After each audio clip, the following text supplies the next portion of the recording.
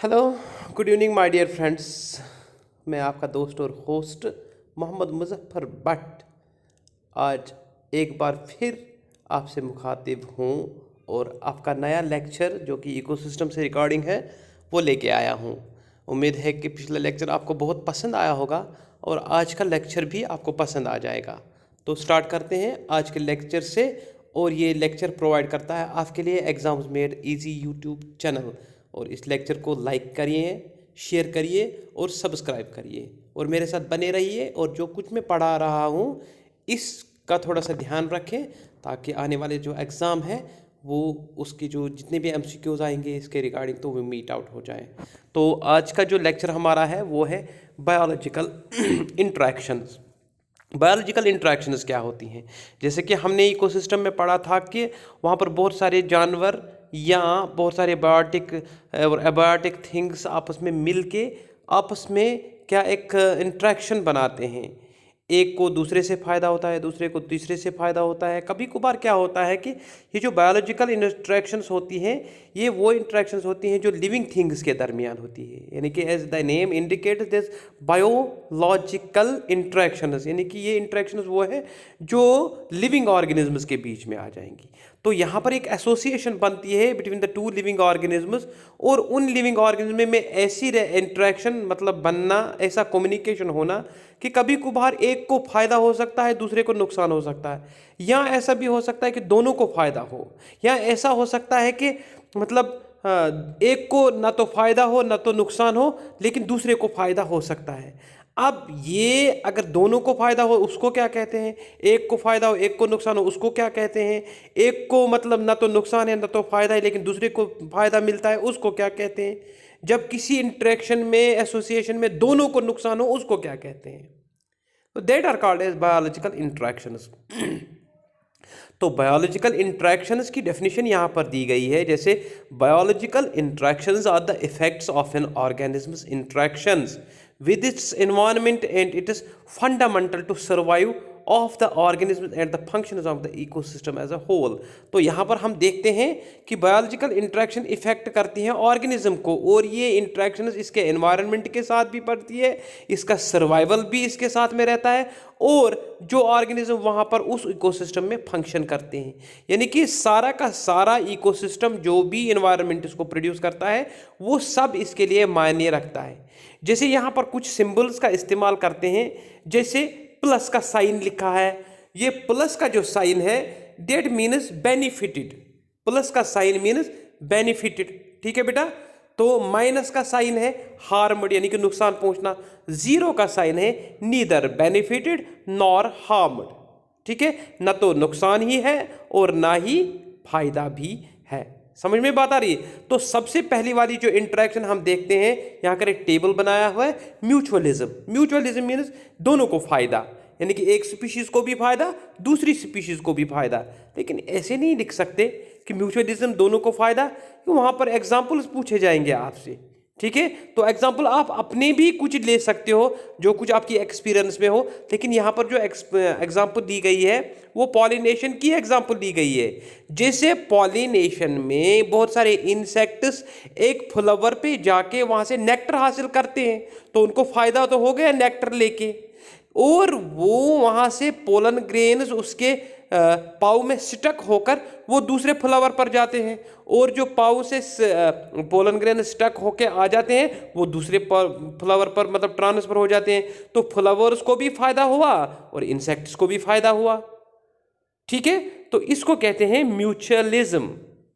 तो यहाँ पर फ्लावर को भी फायदा हुआ, इंसेक्ट को भी फायदा हुआ, इंसेक्ट को फूड मिला, फ्लावर को पॉलिनेशन हो गई, तो ये हो गया म्यूचुअलिज्म। इसके बाद कॉमेंसलिज्म। कॉमेंसलिज्म में एक स्पीशीज को फायदा होता है और दूसरी स्पीशीज को ना तो फायदा होता है और ना ही नुकसान होता है। सो दैट मीन्स के फायदा मीन्स प्लस और न्यूट्रल मीन्स जीरो, ठीक है। तो यहां पर देखें आप, हमने क्या एग्जांपल ली है, cow dung provides food and shelter to the dung beetles. Dung beetles होती है तो वो डंग में रहते हैं, उनको शेल्टर भी मिलता है फूड भी मिलता है, लेकिन beetles have no effect on cow. Cow को कोई मतलब नुकसान ही नहीं पहुंचता है, ना तो नुकसान पहुंचता है ना तो मतलब फायदा पहुंचता है। ठीक है, तो ये हो गया कमेंसलिज्म। इसके बाद में आता है हमारा कॉम्पिटिशन। क्या आता है? कॉम्पिटिशन। कॉम्पिटिशन में दोनों को नुकसान होता है। कॉम्पिटिशन जहां पर लगता है तो दोनों का नुकसान होता है। जैसे if two species eat the same food, कोई दो स्पीशीज सेम फूड इस्तेमाल करते हैं and there isn't enough for both, लेकिन एनफ नहीं है, बोथ में सफर शॉर्टेज ऑफ फूड, तो यहाँ पर दोनों सफर होते हैं शॉर्टेज ऑफ फूड में। यानी कि कंपटीशन में वहां पर देखेंगे कि आपको दिखाया गया है कंपटीशन में कौन सी इंटरेक्शन है, माइनस माइनस है, माइनस प्लस है, प्लस माइनस है, क्या है, तो वहां पर आपने ऐसे लिखना है माइनस माइनस में है।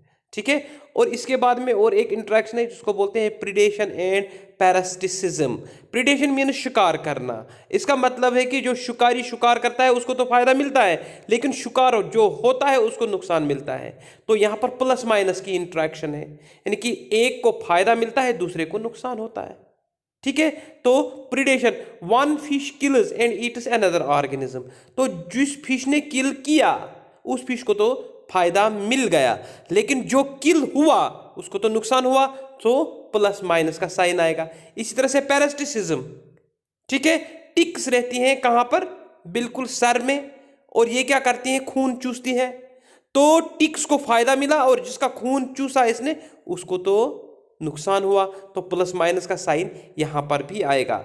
एमेंसलिज्म। एमेंसलिज्म, और इसमें एमेंसलिज्म में क्या, एक को तो नुकसान पहुंचता है, दूसरे को ना तो नुकसान पहुंचता है ना फायदा पहुंचता है। जैसे मिसाल के तौर पर, a large tree shades a small plant, बहुत बड़ा ट्री स्मॉल प्लांट को शेड करता है and retards the growth of the small plant.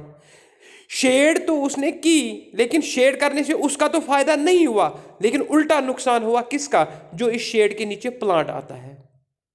तो यहां पर एक का नुकसान हुआ, दूसरे का ना तो नुकसान हुआ और ना ही फायदा हुआ, तो that is called as amensalism. बहुत ही इंपॉर्टेंट है ये क्वेश्चंस के रिगार्डिंग, इसमें बहुत सारे क्वेश्चन आ चुके हैं और आएंगे भी। तो एमेंसलिज्म में एक को नुकसान पहुंचता है, दूसरे का ना तो फायदा होता है और ना ही नुकसान। और लास्ट में न्यूट्रलिज्म। न्यूट्रलिज्म दोनों में न्यूट्रल है। Two species which interact but do not affect each other, एक दूसरे के साथ इंटरेक्ट करते हैं, ना तो वो फायदा पहुंचाते और ना ही नुकसान पहुंचाते। ठीक, तो चलते हैं इकोलॉजिकल पैरामिड्स। इकोलॉजिकल पैरामिड्स क्या होते हैं? इकोलॉजिकल पैरामिड्स असल में बनाते हैं ट्रॉपिक लेवल्स। ठीक है, और ये ट्रॉपिक लेवल्स की बेस पर है, और इसमें थोड़ी सी टाइप्स हैं। An ecological pyramid is a graphical representation of the relationship between different organisms in an ecosystem. Ecosystem में बहुत सारे ट्रॉपिक लेवल्स बनते हैं, जैसे प्रोड्यूसर्स बनते हैं, कंज्यूमर्स बनते हैं। तो ये प्रोड्यूसर लेवल, उसके बाद हर्बीवोर्स, उसके बाद कार्निवोर्स, उसके बाद secondary primary carnivores, secondary carnivores, tertiary carnivores, फिर क्वाटरनरी कार्निवोर्स, फिर ऐसे मतलब डिकम्पोजर्स। ये ट्रॉपिक लेवल्स बनाते हैं एक पिरामिड जैसा सूरत, उसको बोलते हैं ग्राफिकल रिप्रेजेंटेशन, जिसमें हम देखते हैं कि कैसा बना ये, मतलब इनकी रिलेशनशिप कैसी बनी। ये ग्राफिकल रिप्रेजेंटेशन होती है। तो अब मैं यहां पर आपको बताता कि मतलब नंबर इनका क्या होता है, तो वो अलग से मतलब एक टाइप बनाता है इकोलॉजिकल पिरामिड का। तो इकोलॉजिकल पिरामिड के कुछ टाइप्स भी हैं। तो इकोलॉजिकल पिरामिड यहां पर, an ecological pyramid is a graphical representation of the relationship between different organisms in an ecosystem. Ecosystem में तो बहुत सारे ऑर्गेनिजम्स रहते हैं और उनमें रिलेशनशिप कैसे हैं उसको हम ग्राफिकली रिप्रेजेंट करते हैं, that is called as ecological pyramids. तो उसमें से सबसे पहला वाला कौन सा है? The pyramid of number. Types of pyramids में सबसे पहला वाला पिरामिड ऑफ नंबर। तो यहां पर हम नंबर काउंट करते हैं, इंडिविजुअल्स का number. A graphic representation of the number of individuals per unit area of A various trophic levels step wise with producers forming the base and top carnivores at the tip is called a pyramid number. एक second, इसका diagram दिखाते हैं। ये वाला pyramid number, ठीक है। तो pyramid number में दो चीजें हो सकती है, इनवर्टेड एंड अपराइट, ठीक है ना। तो यहां पर देखिए प्रोड्यूसर्स जो ग्रास होती है वो बहुत ज्यादा होती है, इनको खाते हैं हर्बीवर्स यानी इंसेक्ट्स, उसका नंबर थोड़ा सा कम होता है। उन इंसेक्ट्स को खाते हैं कार्निवोर्स, उसका नंबर थोड़ा सा कम होता है। और लास्ट में हॉक्स एंड बर्ड्स जिनको टॉप कार्निवोर्स कहते हैं। तो this is the number regarding, producers का नंबर ज्यादा है, हर्बीवर्स का नंबर उससे कम है, कार्निवोर्स का नंबर उससे कम है, और लास्ट में टॉप कार्निवोर्स का नंबर उससे कम है, ठीक है। तो this is called age pyramid of number. लेकिन अगर यहां पर देखें एक बड़ा ट्री, तो ये हो गया अपराइट। ये जो मैंने पहला वाला एग्जांपल दी कि प्रोड्यूसर्स बहुत सारे हैं, यानी कि बेसबोर्ड ब्रॉड बनी, तो अब ऊपर जाते जाते ये एक ट्राइएंगल जैसा बना, लेकिन ऊपर वाला जो टॉप कॉर्नर है वो कम है नंबर में, so this is called as upright. तो हमेशा ये जो ग्रास होती है अपराइट। लेकिन अगर ये बात करें एक ट्री की, एक बहुत बड़ा ट्री, वो तो प्रोड्यूसर है, उस पर हर्बीवोरस बर्ड्स रहते हैं, उसका नंबर उससे ज्यादा होगा ट्री से। तो उसके बाद पैरासाइट्स उस पर बैठते हैं, ठीक है, लाइस बग्स, उनका नंबर ज्यादा होगा। तो हाइपर पैरासाइट जैसे प्लीज माइक्रोब्स, नंबर बढ़ता रहता है। तो ये बनता है इन्वर्टेड। क्या बनता है? इन्वर्टेड। तो यहां पर पिरामिड नंबर दो किस्म के होते हैं, एक अपराइट, दूसरा इन्वर्टेड। यानी कि अपराइट में बेस बहुत बड़ी होती है, लेकिन इन्वर्टेड में बेस छोटी होती है, यानी कि एक ट्री, यहां से बहुत सारी घास, ठीक है। तो चलते हैं, इसको थोड़ा सा करते हैं। It can be upright grassland में और inverted in parasitic food chain में। It is difficult to count all the organisms. Pyramid of number does not completely represent trophic structure. तो ये अच्छी तरह से रिप्रेजेंट नहीं करती है ट्रॉपिक, क्योंकि हम इसको गिन नहीं सकते हैं कि किस ट्रॉपिक लेवल में कितने ऑर्गेनिजम्स हैं, लेकिन अंदाजा लगा सकते हैं, अंदाजा लगा सकते हैं। तो यहां पर आप रखिए याद, ग्रासलैंड इकोसिस्टम जो है वो है अपराइट, और जो पैरासिटिक फूड चेन है वो है इन्वर्टेड, ठीक है, राइट। अब आ रहा है पिरामिड ऑफ बायोमास। तो पिरामिड ऑफ बायोमास में द अमाउंट ऑफ लिविंग और organic matter present in a particular environment is called biomass. Biomass किसको कहते हैं? जितनी भी जिंदगी एक इकोसिस्टम में पाए जाएं, जिंदगी मीन्स जितने भी लिविंग ऑर्गेनिज्म एक पर्टिकुलर एनवायरनमेंट में पाए जाएं, उस सब को कहते हैं biomass.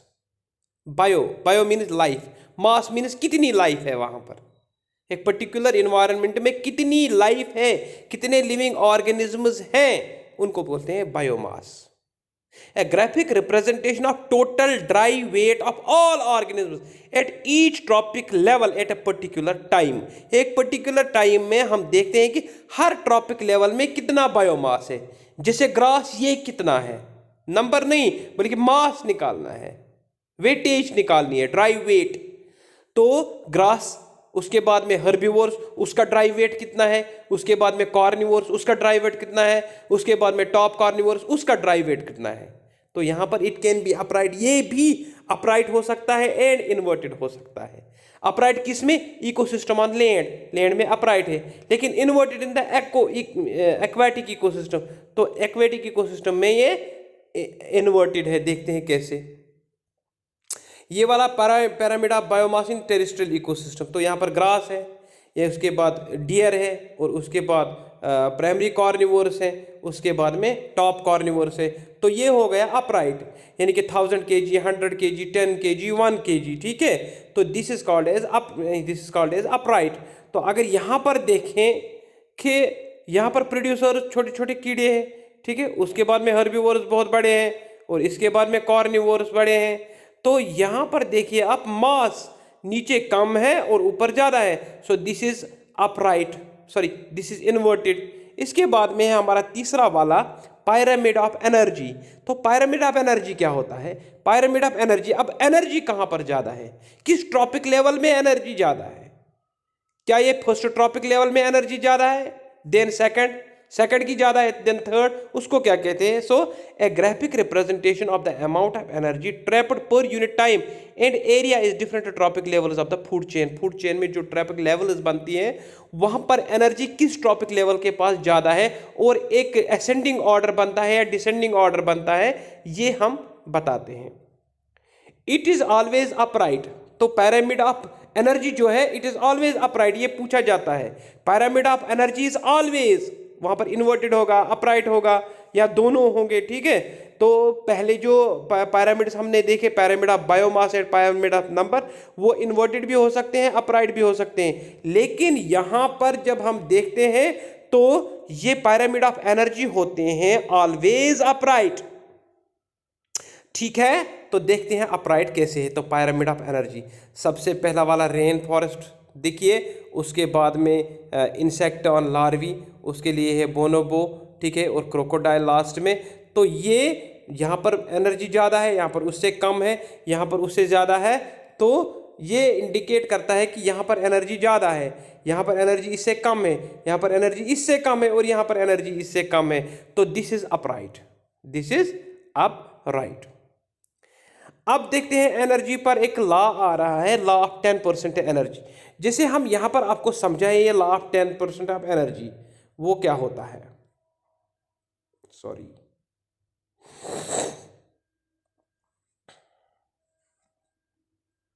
Law of 10% of energy. अगर यहां पर हम देखें, यहां पर अगर मिसाल के तौर पर आपके पास 100% एनर्जी है, 100% एनर्जी, तो जो दूसरी ट्रॉपिक लेवल होगी यहां पर एनर्जी 90% होगी, क्योंकि यहां पर 10% कम हो जाएंगे।